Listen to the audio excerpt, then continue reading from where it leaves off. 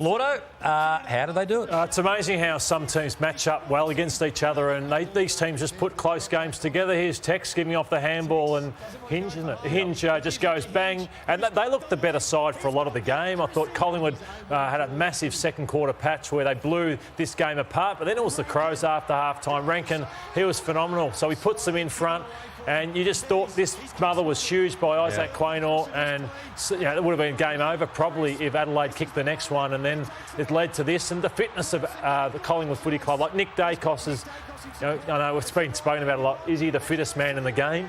And then De Goey, he's a big game player too, and you just thought, are they going to do it again? And they did do that. So unfortunately, Adelaide have been on the wrong end of all these close ones against Collingwood. There's no one that could explode like Dacos. So here's the final moments, and they win the game, Collingwood. But let's talk about the Isaac Rankin last play.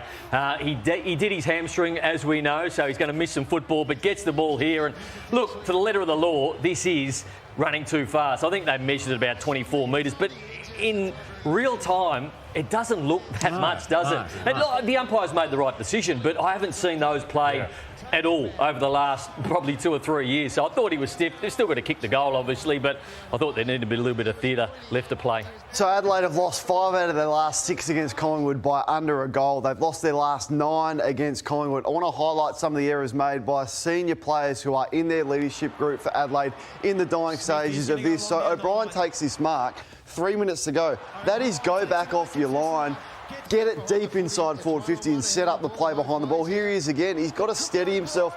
You just have to score from that position there. So he misses there. So a couple of errors from O'Brien. Here from Key's leadership group. That's got to go to lead. Has to. Time and space. Instead, he goes for a miracle snap at that moment, and away they go. Quaynor was magnificent. We just saw this piece of play. Dacos gets involved. Thought it was a terrific chase from Dawson to hold up, but then Kane behind the ball just loses his feet, uncompetitive against De Goey, who was out on his feet. So I think they'll identify not the Isaac Rankin running too far, but the errors they made in red time from a couple of their players in their leadership group. On what you're just saying there, Kane, it just speaks volumes of Scott Pendlebury again, isn't it? Yep. Of what he does for that time. 36 years of age, but, we've had Darcy Cameron out the back today, and he's talking about Scotty again yesterday, just what he does as a coach out there on the field. I thought he was finished. 8 weeks ago, I said he was going to ground, he was turning the football over. TJ, I thought he was done. He's absolutely proved me wrong. His first quarter yesterday was unbelievable, and that was the difference in the game, really. We'll speak to Darcy about that, was how their midfielders exploded early.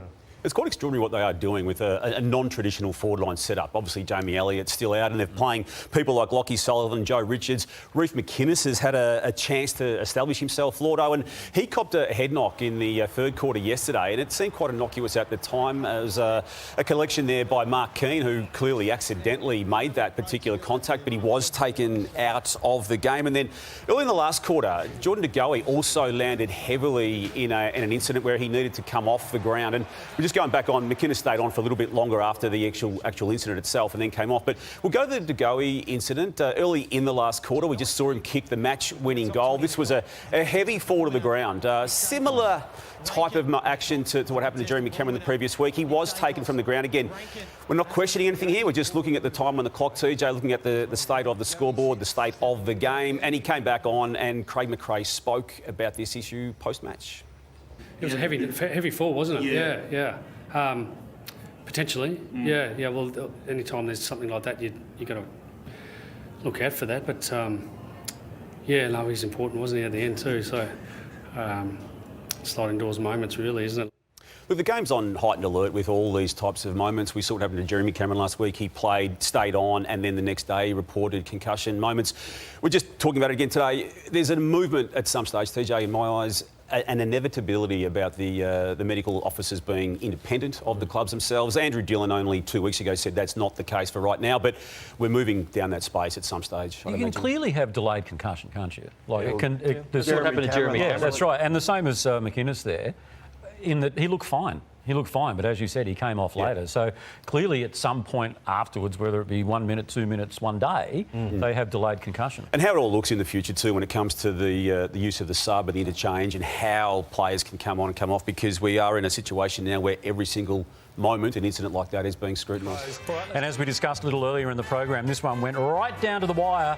The Magpies doing what the Magpies do so well, and that's coming back. Sure do, TJ. 4 points, cracking game of football at the MCG, and joining us is their star ruckman, Darcy Cameron from the Pies, live in the studio.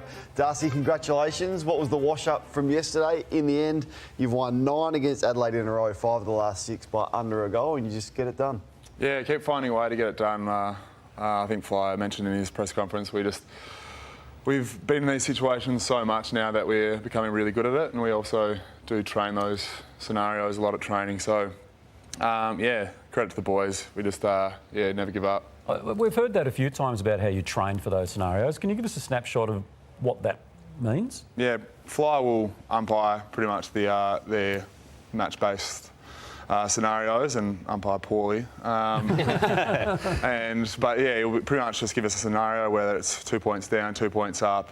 Yeah, if you want to save the game or try to win it, and it's just hold us in good stead. What about, Darcy, when you were up? Because I thought you were out on your feet a little bit in that last quarter. I thought Adelaide were coming hard, and did you try and save it? I know it's interesting when you went down, suddenly the urgency come back, but can you be too safe when you are up at the start of the last quarter? I don't think we're trying to save it. I think we're just, we had 2 of our keys that were already undersized go down with Reef with a bit of concussion, and Will Hoskin Elliott's hammy.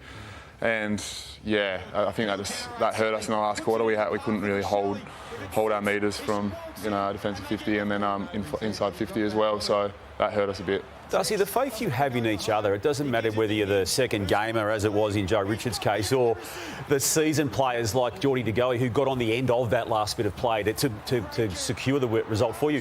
What is it about that and the confidence and comfortability you have with each other in those moments? Oh, there's just a lot of faith in anyone that comes into play, pretty much. We talk about playing above the level when you are playing in VFL, and the boys that come in, like Joey Richards or Harvey Harrison, they know exactly what to do because they play their role week in, week out, and we don't ask anything different of them when they do come up to the other level. You started the season slowly as a group, and there were some question marks about Scotty Pendlebury, but these 4 or 5 weeks has been elite football. As we know, Scotty Pendlebury can play, and looks like he could go on again next year. Yeah, he's won the clock back. He's so good to have out there as well. Not just his skill, but he's another coach out in the field. He just directs us and he helps us be where we need to be, and we're really lucky to have him. And he was part of the first quarter onslaught from the midfielders. I thought both Dacos boys, Pendlebury and De Goey, 49 disposals they combined for together. What is it like rucking to a group of midfielders as elite as this? Yeah, you get a lot of confidence as a ruck having them at your feet. They make you look a lot better than you are, to be honest. It was unbelievable, Lord. It was an onslaught. I thought that was the difference in the game, really. It was just this first quarter, and then from the end of the first quarter through to the early stage of the second, Collingwood kicked 6 goals in a row, and that was the difference in the game. I want to ask you about yourself. It's amazing, ruckman, Darcy, that 3/4 of the ruckmen in the comp are at their second club or third club. So the talk is you shouldn't draft a ruckman really in the top 20 picks, because let someone else develop them and then get them down the track. So your own story, and how long do you reckon it takes a ruckman to really feel he belongs at AFL level? How many pre-seasons for you do you think it took? I used to hate that comment. That ruckmen do take a while to... But it is true, it did take me a while. At Swans, very grateful for them. They did develop me as a ruck, and I got to play there as that position through the NEFL, and that grew my game a lot. And then coming to the Pies, I thought I was going to be a key forward, pinch hitting for Brodie, but it's just funny how things work out. And I feel like I've been getting gradually better and better each year. Career best form. The number one intercepting, marking ruckman in the game is Darcy Cameron. Let's take a look at the votes, TJ, because there were some really good players across the board. Isaac Rankin was the best player for the Crows, but I still thought Nick Dacos was the best player on the ground. He's going to storm home with the Brownlow medal, you would think. Pendlebury was enormous, particularly in the first half, and John Noble in game number 100, the first mid-season draftee to reach 100 games, is having a purple patch of form. Now, you mentioned Isaac Quaynor. Can you explain the car park prize for me? The car park prize. So Isaac Quaynor apparently this... Yeah, go on. Yeah, tackle of the week. So Nev Jeddah hands out tackle of the week. So he'll put together a little compilation of the best tackles from the game, and the person with the best tackle gets the perhaps closest to the club in the Perform car park. Yeah. So Fly's already given it to Isaac Quaynor for the smother. Well, it's not a tackle, so no. Okay. Well, all right. Well, okay. Well, we might keep tabs on that one and see just 2 parks there.